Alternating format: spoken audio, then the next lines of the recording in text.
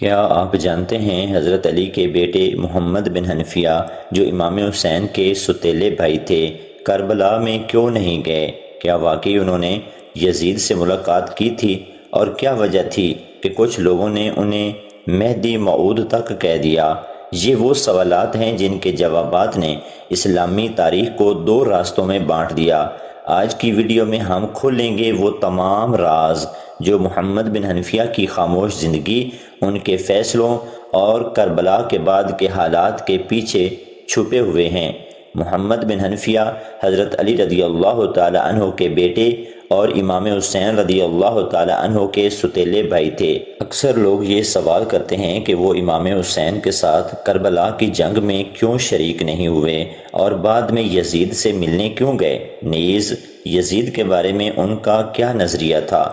محمد بن حنفیہ کی والدہ خولہ بنت جعفر بن قیس قبیلہ بنی حنفیہ سے تعلق رکھتی تھی، اسی وجہ سے آپ کو ابن حنفیہ کہا جاتا ہے۔ آپ تابعین کی پہلی نسل میں شمار کیے جاتے ہیں۔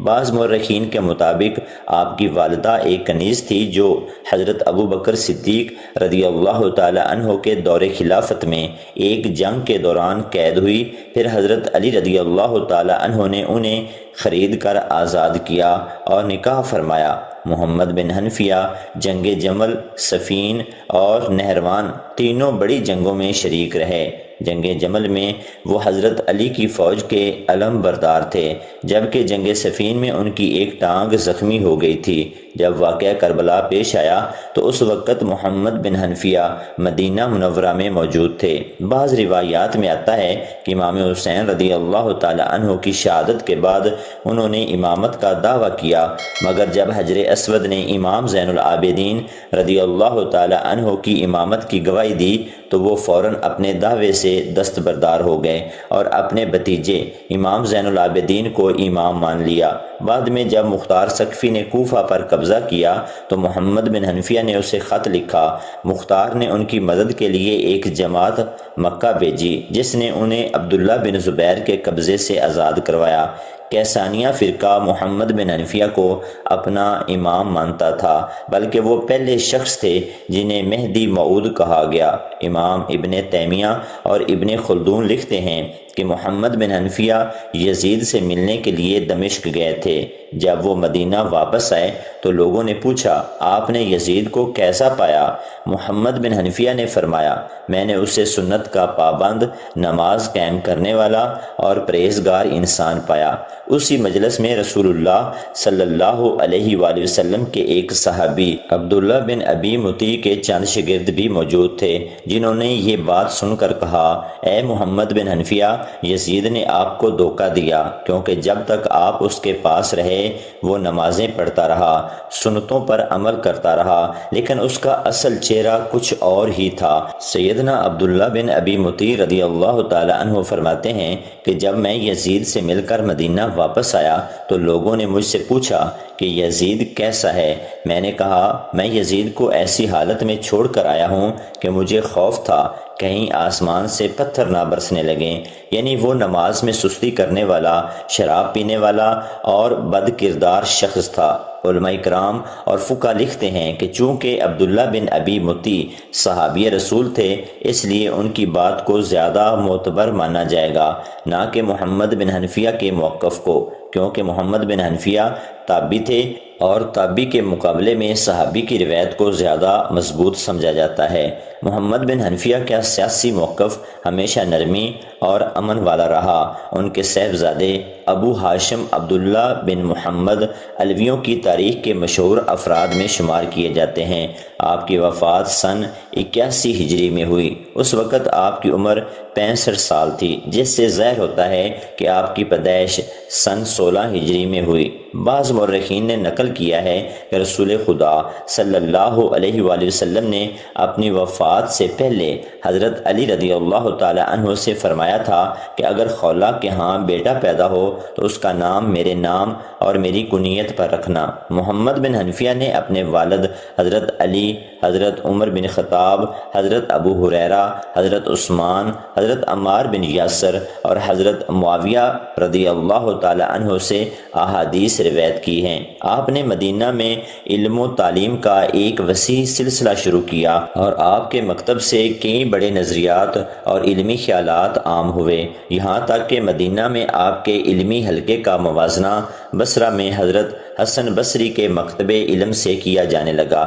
اسی علمی حلقے سے آپ کے دو بیٹے عبداللہ جنہیں ابو القاسم کہا جاتا ہے اور حسن جن کا لقب ابو محمد تھا نمایاں ہوئے۔ ہاشم معتزلی نظریات سے وابستہ ہوا اور ابو محمد مرجع فرقے کا بانی بنا۔ محمد بن حنفیہ سیاسی طور پر ہمیشہ باہمی امن اور صلح کا رویہ رکھتے تھے۔ اسی وجہ سے جب امیر المومنین حضرت علی علیہ السلام کی شہادت ہوئی تو وہ مدینہ میں اپنے بھائی امام حسن علیہ السلام کے ساتھ رہے۔ بعد میں انہوں نے معاویہ کے بیٹے یزید کی بطور ولی عہد بیعت کی اور جب یزید خلیفہ بنا تو اس کی خلافت کی کھل کر مخالفت نہیں کی۔ محمد بن حنفیہ نے ہمیشہ خلافت کے نظام کے ساتھ نرم اور صلح جو تعلق رکھا۔ سن 76 ہجری میں وہ دمشق گئے تاکہ عبد الملک بن مروان سے ملاقات کریں۔ بعض روایات کے مطابق عبداللہ بن زبیر نے محمد بن حنفیہ کے عبد الملک سے تعلقات کی وجہ سے ان کے ساتھ سختی برتی۔ عبداللہ بن زبیر نے انہیں زمزم کے قریب ایک چھوٹے سے کمرے میں قید کر دیا، لیکن مختار سقفی کے ساتھیوں نے انہیں وہاں سے آزاد کروایا۔ بعد میں جب مختار قتل ہوا تو عبداللہ بن زبیر نے محمد بن حنفیہ سے دوبارہ بیعت کا مطالبہ کیا اور چاہتا تھا کہ ان پر اور ان کے قریبی ساتھیوں پر حملہ کرے۔ اسی دوران عبد الملک بن مروان جو اس وقت خلیفہ تھا نے محمد بن حنفیہ کو ایک خط لکھا اور انہیں اپنے چاہنے والوں سمیت شام آنے کی دعوت دی۔ محمد بن حنفیہ اپنے ساتھیوں کے ساتھ شام کی طرف روانہ ہوئے، مگر جب وہ بدین کے مقام پر پہنچے تو انہیں خبر ملی کہ عبد الملک بن مروان نے عمر بن سعید جو محمد بن حنفیہ کے قریبی دوستوں میں سے تھے کے ساتھ وعدہ خلافی کی ہے۔ یہ سن کر وہ لوگ سفر سے رک گئے اور ایلا کے مقام پر ٹھہرے جو بحیرہ احمر کے کنارے حجاز کے آخری حصے میں شام کی سرحد کے قریب ایک شہر تھا۔ وہاں سے وہ واپس مکہ لوٹ آئے اور شیب ابی طالب میں رہنے لگے۔ پھر کچھ عرصہ بعد طائف چلے گئے جب تک حجاج بن یوسف نے عبداللہ بن زبیر کو مکہ میں گھیر رکھا تھا۔ محمد بن حنفیہ مکہ کے آس پاس ہی مقیم رہے۔ اس کے بعد وہ دوبارہ شیب ابی طالب لوٹ آئے۔ حجاج نے ان سے عبد الملک کے لیے بیعت طلب کی لیکن انہوں نے بیعت کرنے سے انکار کیا۔ ابن زبیر کی وفات کے بعد محمد بن حنفیہ نے عبد الملک کو ایک خط لکھا اور اس سے امان طلب کی، جس پر عبد الملک نے انہیں امان دے دی۔ شیعہ علماء اور رجال کے ماہرین نے محمد بن حنفیہ کی کربلا کے واقعے میں غیر موجودگی کے بارے میں کچھ وضاحتیں پیش کی ہیں۔ ان کے مطابق محمد بن حنفیہ امام حسین علیہ السلام کے ساتھ نہ جانا کسی مخالفت یا نافرمانی کی وجہ سے نہیں تھا، بلکہ اس کی چند معقول وجوہات تھی۔ ان میں سے ایک بڑی وجہ محمد بن حنفیہ کی بیماری تھی۔ علامہ مجلسی نے علامہ ہلی کے حوالے سے منہا بن سنان کا قول نقل کیا ہے کہ اس وقت محمد بن حنفیہ بیمار تھے۔ اسی طرح مکرم نے ان کی بیماری کو آنکھ کے درد کی صورت میں بیان کیا ہے۔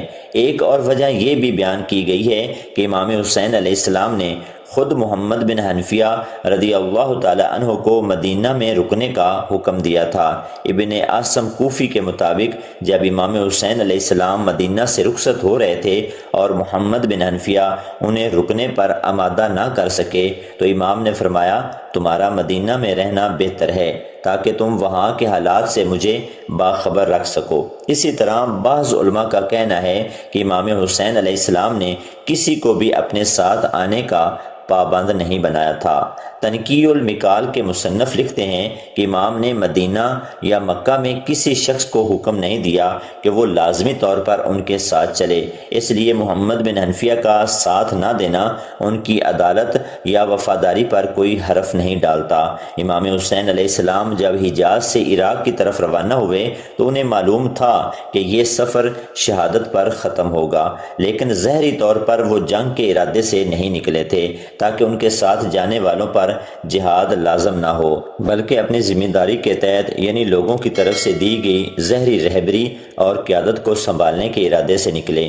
ایسی صورت میں دوسروں پر لازم نہیں تھا کہ وہ امام کے ساتھ جائیں، اور اگر کوئی ان کے ساتھ نہ گیا تو اس نے کوئی گناہ نہیں کیا، بلکہ گناہ گار وہ شخص ہے جس نے عاشورہ کے دن کربلا میں امام کو دشمنوں کے گھیرے میں دیکھا لیکن ان کی مدد نہیں کی۔ البتہ جو لوگ حجاز میں موجود تھے اور امام علیہ السلام کے ساتھ نہیں گئے، وہ شروع سے ہی امام کے ساتھ جانے کے پابند نہیں تھے، اس لیے ان کا نہ جانا گناہ یا نافرمانی شمار نہیں ہوتا۔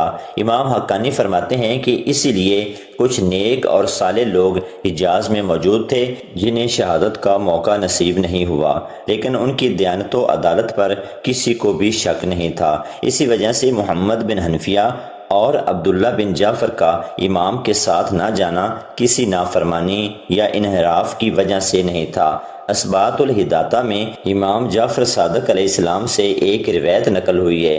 حمزہ بن حمران کہتے ہیں کہ میں نے امام حسین علیہ السلام کے مدینہ سے روانہ ہونے اور ابن حنفیہ کے نہ جانے کے بارے میں سوال کیا تو آپ نے فرمایا، اے حمزہ، میں تمہیں ایک حدیث سناتا ہوں تاکہ تمہیں دوبارہ یہ سوال کرنے کی ضرورت نہ پڑے۔ جب امام حسین علیہ السلام مدینہ سے نکلنے لگے تو آپ نے ایک کاغذ منگوایا اور اس پر لکھا، بسم اللہ الرحمن الرحیم، حسین بن علی بن ابی طالب کی طرف سے بنی ہاشم کے نام، اما بعد، جو بھی میرے ساتھ چلے گا وہ شہید ہوگا اور جو نہ چلا وہ کامیاب نہیں ہوگا، والسلام۔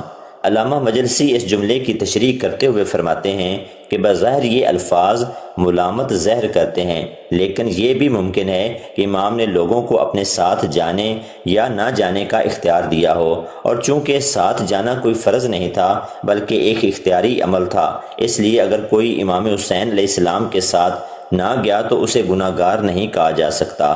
جب یزید نے امام حسین علیہ السلام سے زبردستی بیعت لینے کی کوشش کی اور امام نے انکار کیا تو محمد بن حنفیہ نے اپنے بھائی کی جان بچانے کے لیے انہیں مشورہ دیا کہ آپ مدینہ چھوڑ کر مکہ چلے جائیں، اگر مکہ میں بھی خطرہ محسوس ہو تو پھر یمن چلے جائیں، اور اگر وہاں بھی حالات خراب ہوں تو بیابانوں اور پہاڑوں میں پناہ لے لیں۔ امام حسین علیہ السلام نے اپنے بھائی کی اس تجویز کو سراہا اور فرمایا، بھائی، تمہیں اجازت ہے کہ مدینہ میں میرے نمائندے کے طور پر رہو اور دشمنوں کی ہر خبر مجھ تک پہنچاتے رہو۔ بعد میں جب امام حسین علیہ السلام کی شہادت ہو گئی تو محمد بن حنفیہ نے امام زین العابدین علیہ السلام کو ایک خط لکھا۔ اس خط میں انہوں نے اپنی امامت کے حق میں بات کی اور کہا کہ امام حسین علیہ السلام نے اپنے بعد کسی کو امام مقرر نہیں کیا، جبکہ میں بھی حضرت علی علیہ السلام کا بیٹا ہوں، عمر میں بڑا ہوں اور دینی علم میں زیادہ تجربہ رکھتا ہوں۔ امام زین العابدین علیہ السلام نے اپنے چچا کو جواب میں نصیحت کی کہ جہالت سے بچیں اور اللہ سے ڈریں۔ آپ نے فرمایا کہ میرے والد امام حسین علیہ السلام نے عراق کے سفر سے پہلے ہی میری امامت کی وصیت کر دی تھی اور اپنی شہادت سے چند لمحے پہلے بھی مجھ سے یہ عہد لیا تھا۔ اس کے بعد امام سجاد علیہ السلام نے فرمایا کہ آؤ ہم دونوں حجر اسود کے پاس چلتے ہیں تاکہ اللہ کے حکم سے فیصلہ ہو جائے کہ ہم میں سے کون امام ہے۔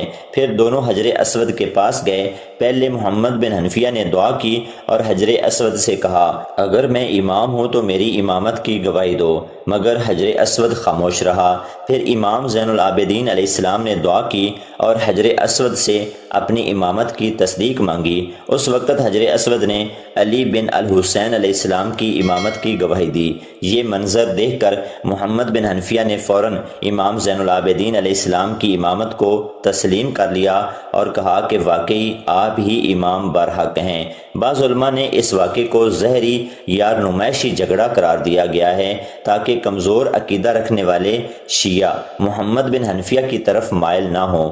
امام جعفر صادق علیہ السلام سے روایت ہے کہ محمد بن حنفیہ امام زین العابدین علیہ السلام کی امامت کو مانتے تھے۔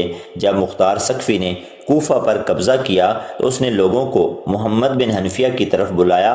اس وقت مکہ اور مدینہ پر عبداللہ بن زبیر کا قبضہ تھا۔ اسے یہ خوف ہوا کہ کہیں لوگ محمد بن حنفیہ کی طرف نہ چلے جائیں۔ اس نے محمد بن حنفیہ اور عبداللہ بن عباس سے اپنی بیعت لینے کی کوشش کی، لیکن دونوں نے انکار کر دیا۔ اس انکار کی وجہ سے ابن زبیر نے دونوں کو زمزم کے حجرے میں قید کر دیا اور قتل کی دھمکی دی۔ محمد بن حنفیہ اور ابن عباس نے مختار ثقفی کو خط لکھ کر مدد مانگی۔ مختار نے خط پڑھنے کے بعد طبیان بن عمارہ کو 400 سپاہیوں، 4 لاکھ درہم اور کئی افراد کے ساتھ مکہ بھیجا۔